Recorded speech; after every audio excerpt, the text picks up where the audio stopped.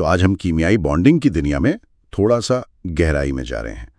پہلا سوال تو یہی ہے کہ آخر ایٹم ایک دوسرے سے جڑتے ہی کیوں ہیں؟ مطلب اکیلے کیوں نہیں رہ سکتے؟ جی، بنیادی وجہ ہے استحکام کی تلاش۔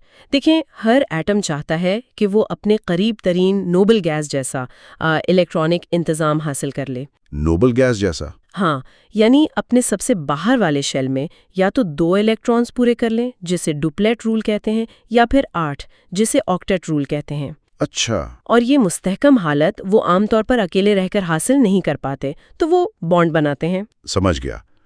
تو آج ہم جو مواد ہمارے پاس ہے اس کی روشنی میں یہ دیکھیں گے کہ ایٹم یہ استحکام کیسے حاصل کرتے ہیں، یعنی آئنک، کوویلنٹ، کوآرڈینیٹ کوویلنٹ اور میٹالک بانڈز، یہ سب کیا ہیں اور ان کی خصوصیات کیا ہیں؟ جی بالکل۔ چلیں آئنک بانڈ سے شروع کرتے ہیں۔ یہ کیا چیز ہے؟ آئنک بانڈ یہ عام طور پر ایک دھات اور ایک غیر دھات کے درمیان بنتا ہے۔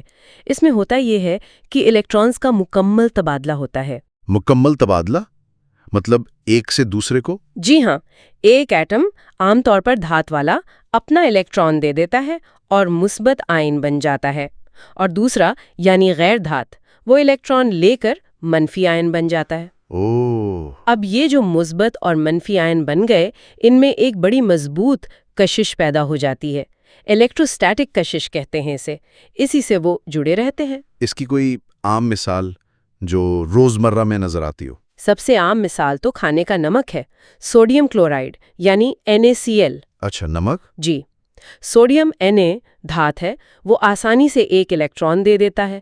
کلورین Cl غیر دھات ہے، وہ اس الیکٹران کو لے لیتی ہے، تو بن گئے Na+ اور Cl- آئنس۔ ٹھیک۔ اور یہ آئنس پھر ایسے نہیں رہتے، بلکہ ایک بہت ہی منظم، آپ کہہ لیں کہ ایک جالی دار ساخت کرسٹل لیٹس بناتے ہیں۔ ہر مثبت آئن منفی آئنوں سے گھرا ہوتا ہے اور ہر منفی آئن مثبت آئنوں سے۔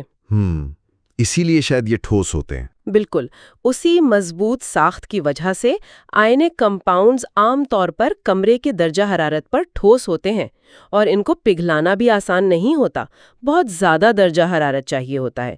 نمک کو ہی دیکھ لیں، 800 ڈگری سینٹی گریڈ سے زیادہ پر پگھلتا ہے۔ او واو! اور ایک اور بات، یہ اکثر پانی میں حل ہو جاتے ہیں، اور جب یہ پگھلی ہوئی حالت میں ہوں یا پانی میں حل ہو جائیں تو چونکہ آئنز آزاد ہو جاتے ہیں حرکت کرنے کے لیے، تو یہ بجلی گزار سکتے ہیں۔ اچھا، تو آئنک بانڈ میں تو ہو گیا الیکٹران کا لین دین، لیکن اگر ایٹم الیکٹران دینا یا لینا نہ چاہیں یا نہ کر پائیں، پھر استحکام کیسے آئے گا؟ ہاں، تو اس کا دوسرا راستہ ہے الیکٹرانز کا اشتراک یعنی شیئرنگ۔ اسے کہتے ہیں covalent bond. Covalent bond sharing سے؟ جی، اس میں ایٹم اپنے بیرونی شیل کے الیکٹرانز کو آپس میں بانٹ لیتے ہیں، شیئر کر لیتے ہیں۔ مقصد وہی ہے، نوبل گیس جیسی حالت حاصل کرنا، اپنا آکٹیٹ یا ڈوپلیٹ پورا کرنا۔ ٹھیک ہے۔ یہ بانڈ زیادہ تر غیر دھاتی ایٹموں کے درمیان بنتا ہے۔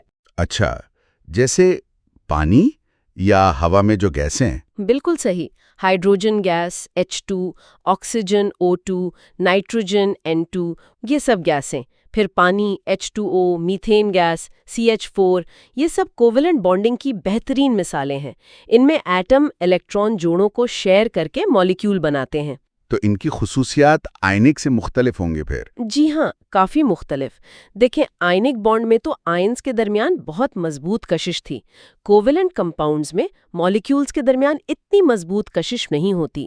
اچھا۔ اس لیے ان کے پگھلنے اور ابلنے کے درجہ حرارت یعنی میلٹنگ اور بوائلنگ پوائنٹس عام طور پر کافی کم ہوتے ہیں۔ تو یہ اکثر مائع یا گیس ہوتے ہوں گے؟ بالکل، کمرے کے درجہ حرارت پر اکثر مائع یا گیس حالت میں ملتے ہیں، اور چونکہ ان میں آزاد آئنز یا الیکٹرانز نہیں ہوتے، تو یہ عام طور پر بجلی کے اچھے کنڈکٹر بھی نہیں ہوتے۔ سمجھ گیا۔ کیا کوویلنٹ بانڈ کی بھی کوئی خاص قسم ہے؟ ہاں، ایک خاص قسم ہے جسے کوآرڈینیٹ کوویلنٹ بانڈ کہتے ہیں، کبھی کبھی اسے ڈیٹیو بانڈ بھی کہتے ہیں۔ کوآرڈینیٹ کوویلنٹ، یہ کوویلنٹ سے کیسے مختلف ہے؟ تو یہ بھی اشتراک یعنی شیئرنگ ہی، لیکن فرق یہ ہے کہ جو الیکٹران کا جوڑا شیئر ہو رہا ہے وہ پورا کا پورا صرف ایک ایٹم دیتا ہے۔ ایک ہی ایٹم؟ جی، ایک ایٹم ہوتا ہے ڈونر، جو الیکٹران کا جوڑا فراہم کرتا ہے۔ اس کے پاس ایک فالتو جوڑا ہوتا ہے جسے لون پیئر کہتے ہیں، اور دوسرا ایٹم ہوتا ہے ایکسیپٹر، جس کے پاس الیکٹران کی کمی ہوتی ہے اور وہ اس جوڑے کو قبول کر لیتا ہے۔ اچھا، اس کی کوئی مثال؟ جی، جیسے امونیا NH3 اور بورون ٹرائی فلورائڈ BF3 کا ری ایکشن ہے۔ امونیا میں نائٹروجن کے پاس ایک لون پیئر ہوتا ہے، وہ اسے بورون کو دے دیتا ہے جس کے پاس الیکٹران کی کمی ہوتی ہے۔ یا ایک اور عام مثال ہے پانی کا H+ آئن قبول کرنا۔ پانی H2O میں آکسیجن کے پاس لون پیئر ہوتے ہیں، جب وہ H+ کو قبول کرتا ہے تو H3O+ آئن بنتا ہے جسے ہائیڈرونیم آئن کہتے ہیں۔ یہاں بھی کوآرڈینیٹ کوویلنٹ بانڈ بنتا ہے۔ دلچسپ۔ یہ تو ہو گئیں زیادہ تر غیر دھاتوؤں کی باتیں۔ اب آتے ہیں دھاتوؤں کی طرف۔ وہ آپس میں کیسے جڑی ہوتی ہیں؟ ان میں کیا خاص بات ہے؟ دھاتوؤں کی کہانی ذرا مختلف ہے۔ ان کے اندر جو بانڈنگ ہوتی ہے اسے کہتے ہیں میٹالک بانڈ۔ Metallic bond? جی۔ اس میں آپ ایسے تصور کریں کہ دھات کے ایٹم جو ہیں وہ اپنے سب سے باہر والے الیکٹرانز کو، ویلنس الیکٹرانز کو آسانی سے چھوڑ دیتے ہیں اور پازیٹیو آئن بن جاتے ہیں۔ اچھا۔ یہ پازیٹیو آئن ایک خاص منظم ترتیب میں اپنی جگہ پر رہتے ہیں، اور جو الیکٹرانز انہوں نے چھوڑے تھے وہ کسی ایک ایٹم کے ساتھ بندھے نہیں رہتے، بلکہ وہ ان تمام آئنز کے درمیان ایک آپ کہہ لیں سمندر کی طرح آزادانہ گھومتے پھرتے رہتے ہیں۔ الیکٹرانز کا سمندر؟ بالکل، سی آف موبائل الیکٹرانز کہتے ہیں۔ یہ الیکٹرانز ڈی لوکلائزڈ ہوتے ہیں، یعنی کسی ایک جگہ یا ایٹم کے پابند نہیں ہوتے، اور یہی آزاد گھومتے ہوئے الیکٹرانز ان مثبت دھاتی آئنز کو آپس میں جوڑ کر رکھتے ہیں۔ یہی میٹالک بانڈ ہے۔ تو کیا یہی وجہ ہے کہ دھاتیں بجلی اتنی اچھی طرح گزار لیتی ہیں اور وہ لچکدار بھی ہوتی ہیں؟ بالکل درست پکڑا آپ نے۔ یہی آزاد الیکٹرانز جو حرکت کر سکتے ہیں دھاتوں کو بجلی اور حرارت کا بہترین موصل بناتے ہیں۔ اور لچکداری مطلب تارے بنانا، چادریں بنانا؟ ہاں، وہ بھی اسی وجہ سے ہے۔ چونکہ یہ مثبت آئنز ان الیکٹرانز کے سمندر میں ایک طرح سے تیر رہے ہوتے ہیں، تو اگر آپ دھات پر زور لگائیں تو یہ آئنز کی تہیں ایک دوسرے پر سے پھسل سکتی ہیں، بانڈ ٹوٹتا نہیں ہے۔ اچھا۔ اسی لیے دھاتیں میلیبل ہوتی ہیں، یعنی انہیں کوٹ کر چادر بنا سکتے ہیں، اور ڈکٹائل ہوتی ہیں، یعنی انہیں کھینچ کر تار بنا سکتے ہیں۔ یہ سب انہی آزاد الیکٹرانز کی وجہ سے ہے۔ زبردست۔ تو اگر ہم آخر میں آئنک اور کوولنٹ مرکبات کا ایک مختصر سا موازنہ کریں تو بنیادی فرق کیا ہوئے؟ بنیادی فرق مختصراً یہ ہے۔ آئنک مرکبات عام طور پر ٹھوس، ان کے میلٹنگ پوائنٹ بہت ہائی، اکثر پانی میں حل ہو جاتے ہیں اور پگھلی حالت یا محلول میں بجلی گزارتے ہیں۔ ٹھیک ہے، اور کوولنٹ؟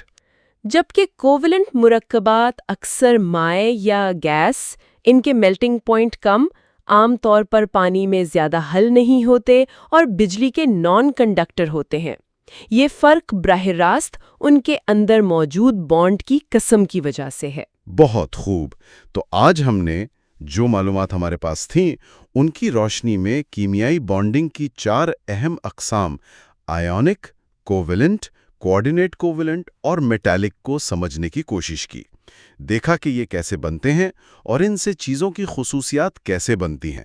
جی، اور آخر میں بس ایک بات یہ سوچنے کی ہے کہ کیسے یہ صرف چند بنیادی قسم کی کشش کی قوتیں ہیں جو مختلف ایٹموں کے درمیان مختلف طریقوں سے کام کر کے ہمارے ارد گرد جو اتنی ساری چیزیں ہیں، اتنی قسم کا مادہ ہے، ان سب کو وجود دیتی ہیں۔